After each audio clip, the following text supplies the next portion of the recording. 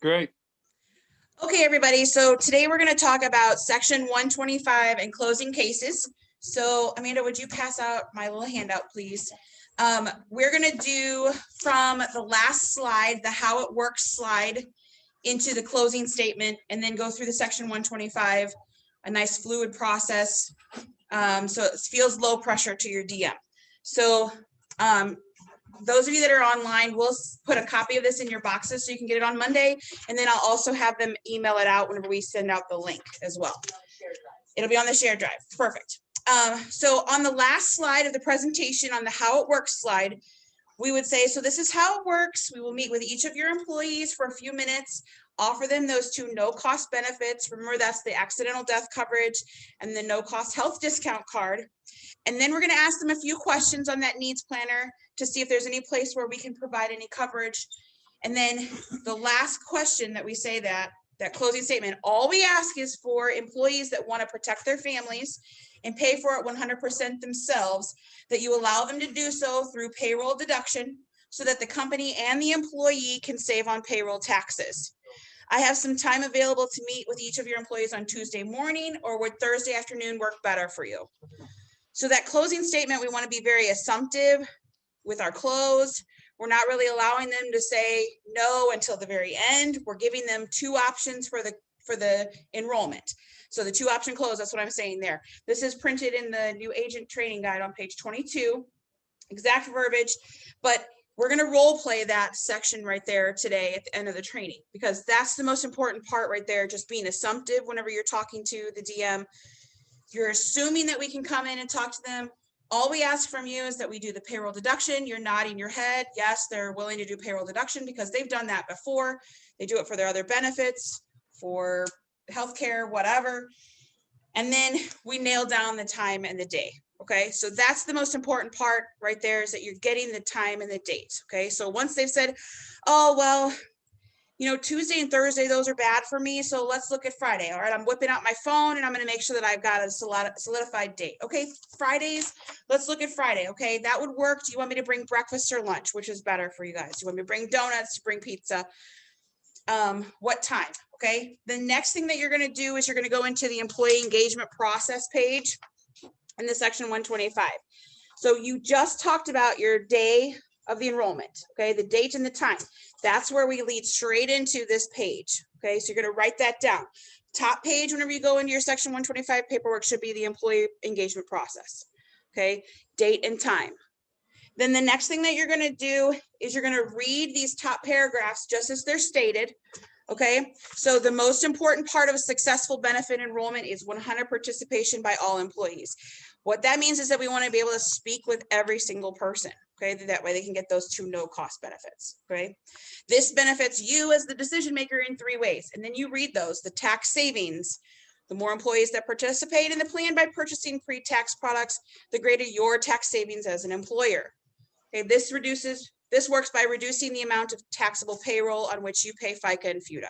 Okay, you're going to say number two, employee goodwill. As discussed, we will provide both of those no-cost employee benefits, the accidental death policy to all eligible employees at no cost to them for the first policy year. We will also provide the health savings discount card to all eligible employees at no cost. And we will make sure that your employees know that these benefits are being made available because of you. They're being made available on your behalf. Okay, so that increases your employee goodwill. And then the last one is compliance. Our goal as Liberty National is to always make sure that your plan stays in compliance with the IRS Section 125 guidelines. I say this on every time I'm asking for an employee roster as well. That way they remember that I'm doing what I'm supposed to be doing to stay in compliance. They need to do what they're supposed to be doing to stay in compliance. It's right here on the first page, employee engagement process right here. We're on number 3, compliance. Very first page, it's in your right hand. Very first page.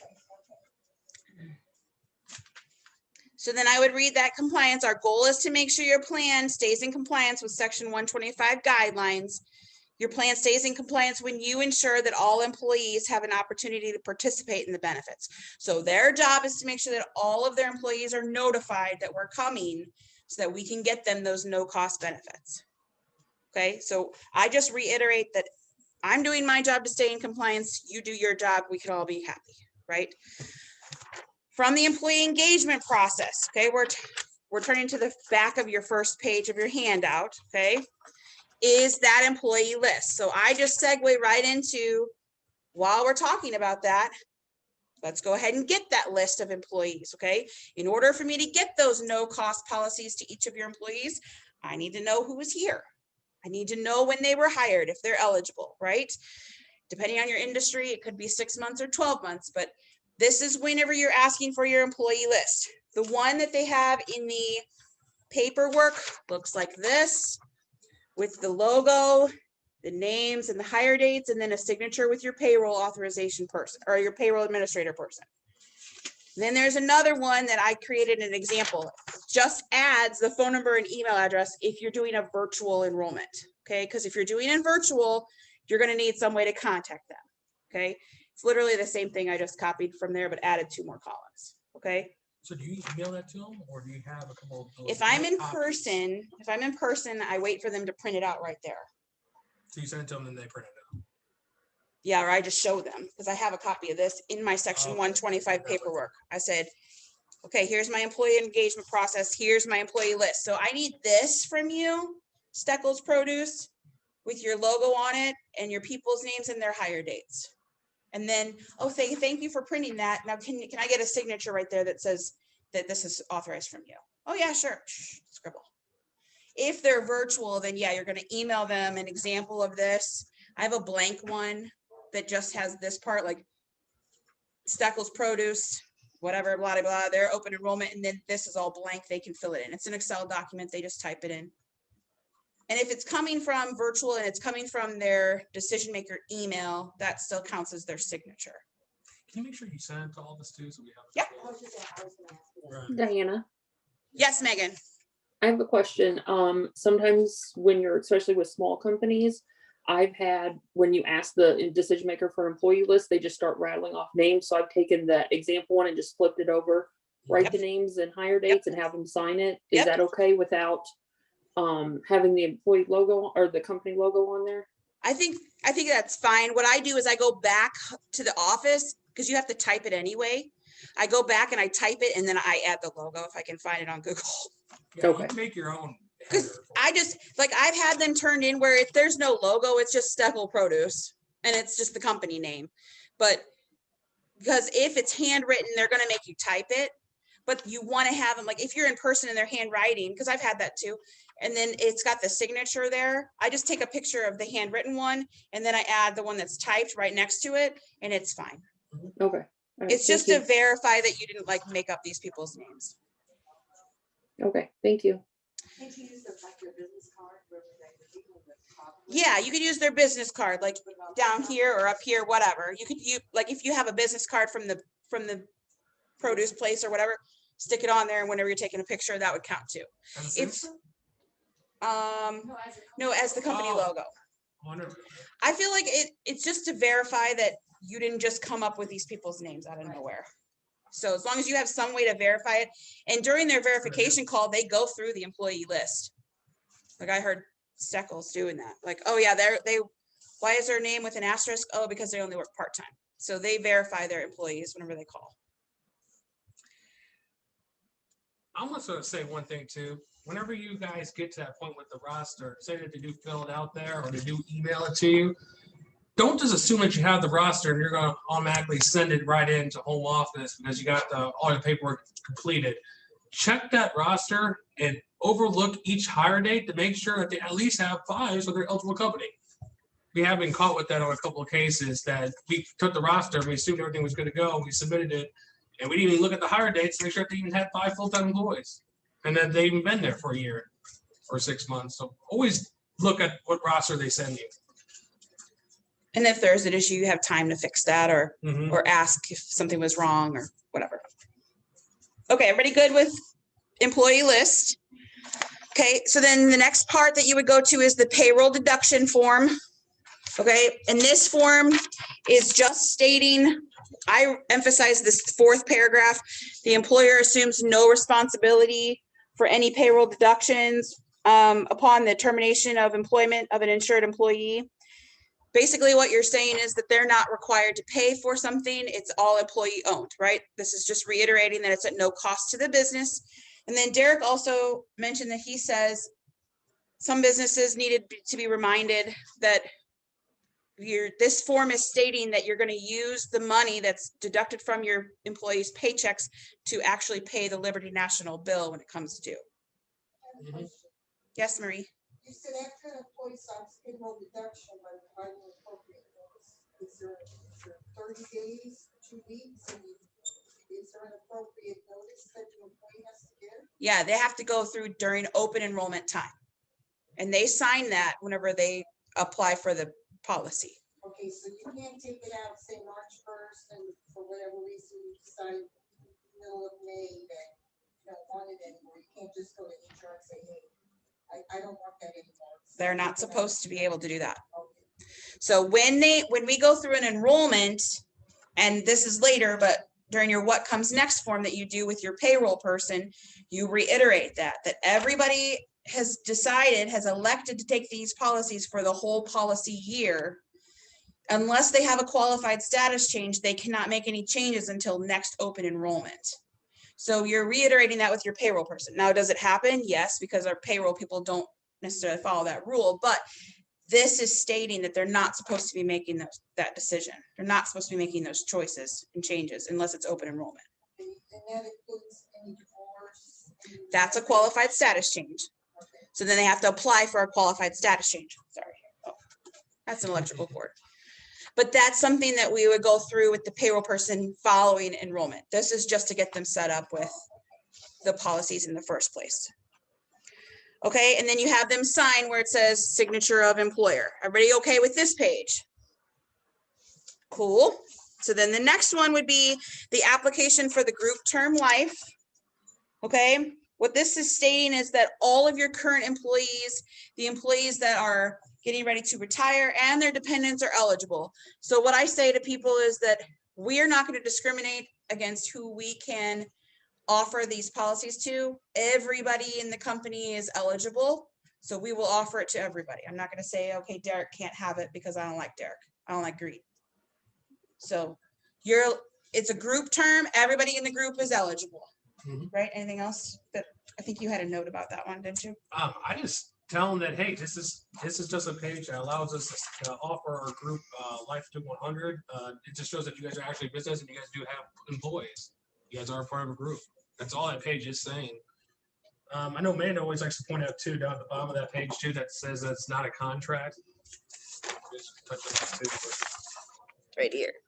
The signing of the application by the policyholder does not constitute an endorsement of Liberty National Life Insurance or the group term life insurance products. So meaning that the DM isn't saying everybody has to get it.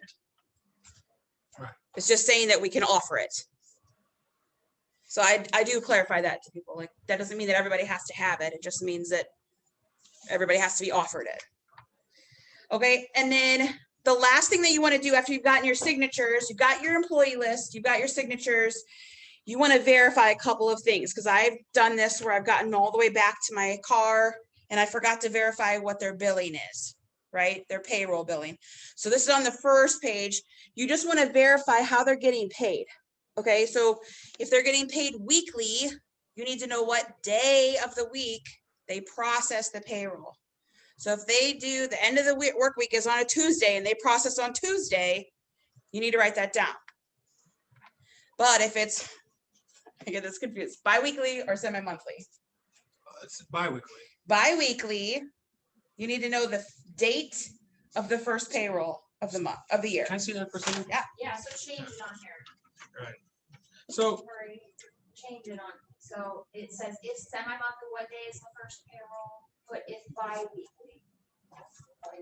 So to be honest with you, what I do now, because I've messed it up so many times and I've had to call it ask, and I ask, when was the first payroll of 2021? What date? And then I ask them again, what day you process your payroll? It's always on a Tuesday, or it's always on the 15th, or it's always on the 10th. I just ask both questions because then later I can write that. So I wrote that. You can always list both. Like I process it on Tuesday, they get direct deposit on Thursday. More information is better than not enough information. Yes. So I would rather have too much and then home office be like, well, I don't need to know that. Cool. But I wanted to make sure I had what I needed to know. That way you don't forget to ask. Exactly. Amanda, it's my understanding though that if it's weekly, it's gonna be a 445 bill pay. So then you're always gonna want to know what day they process payroll. And say it's Tuesday, you mark Tuesday down and you do a 445. If it's bi-weekly, mark bi-weekly, and then it's gonna be the 223. And you want to find out what day their employees receive paychecks, correct? It's different. No, it's my understanding with bi-weekly, you only need to know the first pay period of the year. So pay periods when they get paid, correct? So For it's the year, so if it was January 5th. right. Right, January. But it's 5th. different. Like for 445, it's when they process payroll. For Right. bi-weekly, it's their first pay period when they get paid. So it is different. So keep that in mind, guys. If you guys are going to do bi-weekly. So like Terry and I were talking, we just write both. Terry We has process it on Tuesday and they get paid on Thursday. done that before. So whenever you guys are looking at I can't really see that on there, can you? Go closer. So like for the 223 right here, you can like write off to the side here saying, hey, they do process payroll on this day and they receive their paychecks on this day. Just to clarify with home office, so that it gets out correctly. It's actually smart. I would do that. More information is better than not enough. Right. Again, I would say write it both on there. And if they don't know, make sure that you talk to the payroll person. Because if the DM doesn't know, then this is a great opportunity for you to be introduced to your payroll person. And then guys, if you guys ever do semi-monthly, then you're gonna check monthly. So bi-weekly, 223, weekly, 445, semi-monthly, monthly. That's how you guys do that pace frequency. So bi-weekly goes by January, first paycheck in January. Yes. Yeah. You have to know that because whatever day that they receive their paychecks, if you do it throughout calendar year, you have to find out which 2 months out of the year they get 3. Oh, So that's why you have to know what day they get paid. So their deductions will always line up with their invoice. And you could be like me and still ask Amanda every time. So we're like, That's always smart. I can't Yeah. remember. Monthly and bi-weekly throw me off. So I want to make sure it's right. If Because you're, we've had lots of franchises get off on billing. Yeah, 24 and 26. It throws you off. So I would encourage any agent or SA even, if you guys, before you guys submit paperwork, get with your manager before you submit it, just so we can overlook it and make sure that everything starts out smoothly. hang on. Semi-month- Hang on. Craig had his, okay. Semi-monthly is 15th and 30th. Not necessarily. Oh, okay. It just means twice a month. Yeah, it could be the first and the 15th. It's the same as bi-weekly. No, that's every other week. No, semi-monthly is, go ahead, man. Okay, bi-weekly is every other paycheck, so if you get paid on Thursday, it's every other Thursday. Right. Semi-monthly is the first and 15th always. Oh, I thought it was the 15th and 30th. Okay. Could be. Or it could be- Or it could be the 10th and But the 25th. 15th It's and just 30th whatever would day. run on a Tuesday, 1 week, and then the 30th would run on a Wednesday. Yeah. But there's always 2 pay periods in that month, so for the year, it's 24 pays. Well, Yeah. bi-weekly, 26. It's because it's bi-weekly. every other week, there's 26 paychecks throughout that entire year, not 24, so it's a different premium for those people. And then make sure you touch up. Yeah. here with content. Okay, and so everybody's okay with billing, and if you're not sure, check with your AD. Oh, sorry, Craig. Craig had his hand up. I'm a bad teacher. I'm out of practice. That's okay. One thing, and it's come up recently, because I talked to Amanda about it as well, is sometimes even though the franchise might pay bi-weekly, they may want to set it up semi-monthly and just make those deductions twice a month. I haven't came across that too much since we got 223. Usually bi-weekly, they always do that. Can we do Yeah, but it's still, that? It's good to ask. it is good to ask because I've had 2 franchises that I set them up bi-weekly, and after a year, towards the end of the year, they were like, can we just do this 24? So then I had to switch it, but then I had to switch all the rates. So I just get with the payroll person and Right. ask them what they want. Like, That's strange. So that I never experienced that. I had it Surprise. twice, like around December of this past year, so. It's just an option. They just When don't you're want to make a talking- third deduction? That's all No, it it's was? because just something was off, like it just, things just weren't adding up. And she was like, it would just be easier if every bill was the same. So if it's $524 every month, That's how it's it, 500. should be on biweekly to be 3. Well, when Deductions it's the should always third, stay- then it's gonna be more. You would be happy. Yeah, but the invoice is gonna Bill show a us more too. It'll always line up in 223 with the invoice. No, I know, but like, just if you have that conversation and ask them what they want. Because if they already have Aflac, if they already have vision and dental, they might run that semi-monthly, even though they're. So you're saying that they might biweekly. want to match what the other companies. So are I just doing? asked them. Yeah, I can see that. So I mean, but then what's great by doing that is it makes you speak to the payroll person. And if you don't get it, like, let's say, like worse, because I know sometimes we don't speak to the payroll person until we get there for the enrollment. But what I would do is make a mental note, like before I start enrolling, just double check with that payroll person of how they want it set up. Because you don't want to enroll all these people and then you go to do the blue book and the what comes next form and she's like, can we just do this semi-monthly? You know what I mean? Like, and again, this isn't gonna happen a lot, but it doesn't hurt to have that conversation. So that's good for training on it, you know? Because it could come up and then you're like, oh shit. So. Question. Yeah, John. So, because my phone's kind of cutting in and out there. So if they're on a bi-weekly, all right, they're doing deductions 26 times a year.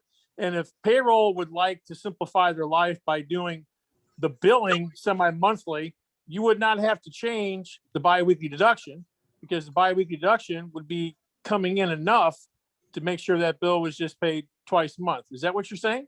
No, you still have to change the deductions. You have to Semi-monthly will change have different deductions than bi-weekly. That's why she's saying have that conversation before you enroll anybody. Because when you write it on the payroll authorization form, the dollars and cents will be different between biweekly and semi-monthly. Yeah, that part I understand, but I was wondering if the payroll person just wanted the billing simplified. You know what I'm saying? Will they get But then a they semi- would, they're collecting. Yeah, they're going to need new payroll authorization forms because their deductions are going to change because they would pay more deduction wise in semi-monthly than they would for bi-weekly right? per pay period, yeah. Does that Okay, answer your question, John? are you good? I can't see his face.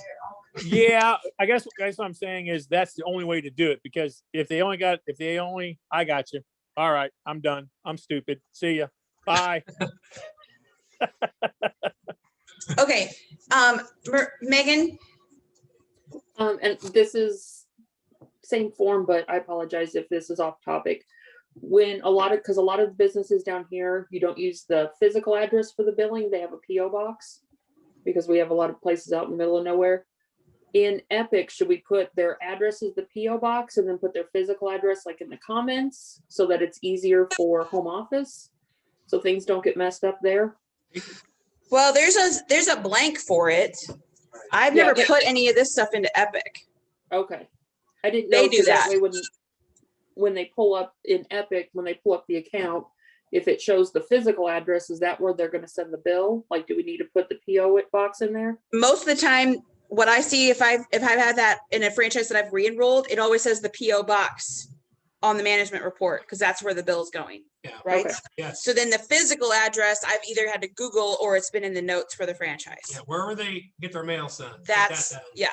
But on this form, it does have that spot there for anybody that's not familiar. I know, Megan, you're familiar with it because you use it, but there is another blank there for the billing address versus physical address. Okay. So make sure you put that. I was And then, just- go ahead. I just wanted to clarify on which address we should put in Epic.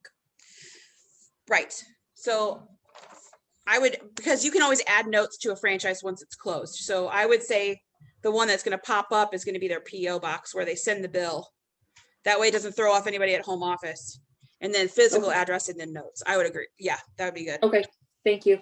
Okay, and then still talking about this part up here, the last part that you do right before you leave your franchise after you closed it. So you have your paperwork, you have your 2 signatures, you have your employee engagement form, you have your employee list. Don't leave without talking to them about the verification call, right? Verification call, I always forget to talk about that. So this is on the last sheet of your thing. So verification call. On this page, if you can list multiple people with multiple phone numbers, like, okay, Dale Steckel, he's the son of the owner, so he does the payroll. So I'm going to put his name on there. And I have Denny Steckel and I have Dale Steckel, and here's a cell phone number. Mark down if they're only open, like they called my franchise at 5:30. Well, they're closed at 4. So you need to call between 7 and 12 or 1 and 4. Like you can write that in here so that home office knows when to call. Otherwise, you're going to get that notification that says unable to reach your franchise because they're only open certain hours or the DM's only there on Tuesday or whatever. Yes, Christine? I thought it had to be the business number. You said you can put in their cell phone? Yeah, as long as you have numbers in there, you can put more than one. Okay.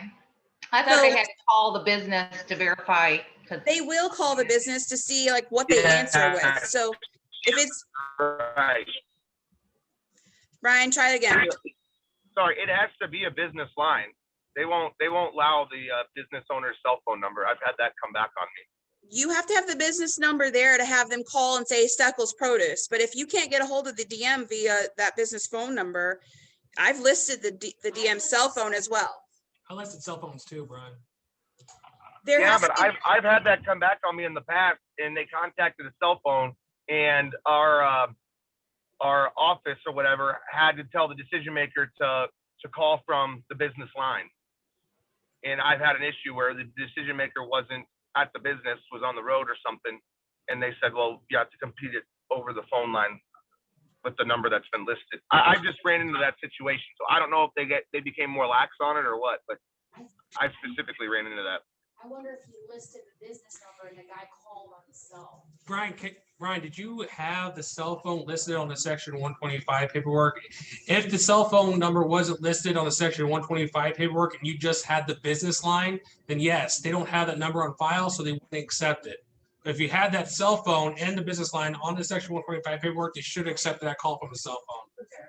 if it's on Okay, this I don't paper, know. yeah. Yeah, I think you probably just have the business number on the section 125 paperwork and then Yeah, you it could've saw been. a number, so they wouldn't accept it. I think that's what happened. Okay. So that way, if you know, like your DM only works on Tuesdays, but their son works every other day, and the likelihood of you catching the DM, but they are doing the payroll and they're still authorized, like co-owner of the business, put their name on there so they can complete the QAC as well. Otherwise, you're going to be hunting that DM down to get that call Yeah. completed. Put 2, 3, 4 contact names on there. Who are that DM trusts, that can actually just verify a couple of hire dates and just their address, put all their names down on there. So there's not a problem with getting it verified. Megan, do you still have your hand up because you have something else, or was that earlier? Okay, cool. Okay, and then the last thing that I would do whenever I'm closing a business is get the business owner either their email address, or if it's someplace that I'm constantly going for territory, I would say I'm going to bring by some flyers, okay, to put either in paychecks or post on the employee board so that they know we're coming. Okay, you want everybody to know that we're coming because we can't always trust that the DM is going to get that information out. Okay, if you're doing it virtual, you send out that email that we've used virtually. If you don't have access to the email, let us know. We'll get that back out. But these are the flyers I use. Okay, and they're at the bottom of the last page. This one is the summary sheet, and it shows the policies with their starting rates. Everybody's seen this before, right? Everybody's seen this before. Okay, I talked to Terry. We're going to update the Accident Protector Max. Okay, she just sent it to me, so I will get that updated, but the price is rolled back for Illinois. That's why we're going to update that. So now it's just starting at $2 a week instead of $3. Okay, so I'll update that. Yeah. $2.08. So I But will if you update update- that. Go ahead, John. Are you gonna show both prices, Illinois, Missouri? I'm going to make a Missouri one and an Illinois one. Okay. And I'll save it as summary sheet, Missouri, summary sheet, Illinois. Cool? Cool. Sound Cool. good? Cool, because the critical illness rates are different too per state. So I'll fix that. And then this other one, we started using this during virtual last year. But this one is also at the bottom of your thing. Basically, what it says is, hey, we've partnered with Liberty National. You've got access to additional benefits. This is when they're coming. Okay. I put my contact information because this is one that I've used for my business, right? And then on the back, there's a little snippet of each of the policies. Okay. So I've sent this to payroll people or the DMs, and then they can put those in the email that they send out or into their paycheck stubs, or they post it on the wall so that people see it. So, sorry. And I've gone to, like, I wanted this in color. So I went and printed it at Office Max and paid for the color. That's my choice, okay? I can print it black and white, but I wanted people to notice it. And it depends on how big your company is too. Like if you're only enrolling 7 people, that's like $1.70 or something. Like whatever, I spend that on a soda. So whatever. But it's, I'm just saying, like if it was a 400 person company, then I probably wouldn't print it myself. But right, it's not up to the office to print them. It's if you want to choose. Yeah, you could. Yeah. Go to Teresa, but I've just printed it and picked it up. Like, it's not a big deal. Go to Office Max. You can do it digitally, send it. But we'll make sure that if you don't have these, they'll be on the shared drive too, once we update this summary sheet. But I make sure that they have that. That way you don't have anybody say, well, I didn't know you were coming. I mean, it could still happen because they don't send it in the paycheck, but I've done everything that I can to get the information out. So that's how we fill out section 125.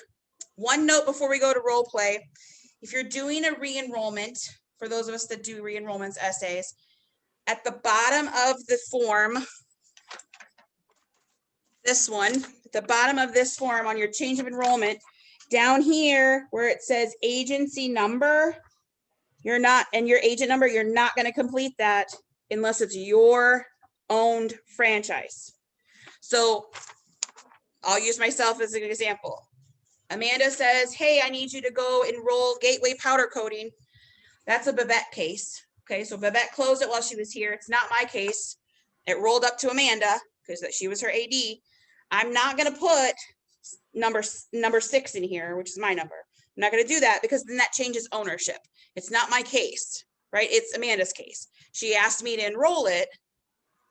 Still stays Amanda's case. If it's a 99, like whatever your AD told you to enroll it, you don't put your agent number there because then it changes the ownership. Stays 99, so just leave it blank. Cool.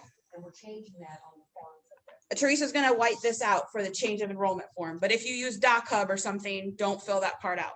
If you're not sure, ask your AD. Anne's looking at it now. Yes, Craig. So the only thing on that, you can put agency number, you can put 139. Yeah, yes. Agency for that. I was meaning your 2-digit. I apologize. You know what I mean. You can at least fill that out. Tony DeFilippo agency 139 is fine because we still own it in this agency, but don't put like 22840 or double digit 06 because it's no longer, it's not mine unless I closed it. So I was just gonna mention one thing. So, if Tommy was here, he was always a big fan, and he would always probably encourage you guys. Once you get to section 125 paperwork, you got the enrollment date, you got the employee list, you had everything you need to close the case. You went through the flyers.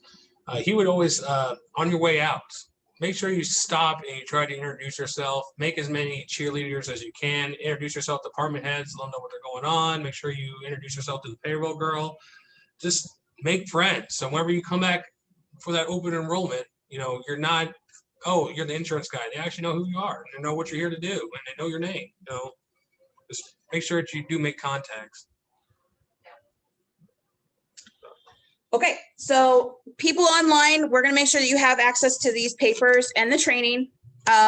We're gonna do some role play, practicing the closing statement. All we ask is for employees that want to protect their families, pay for it 100% themselves, yada, yada, yada, that part, okay? With the 2-option close. That's what we're practicing.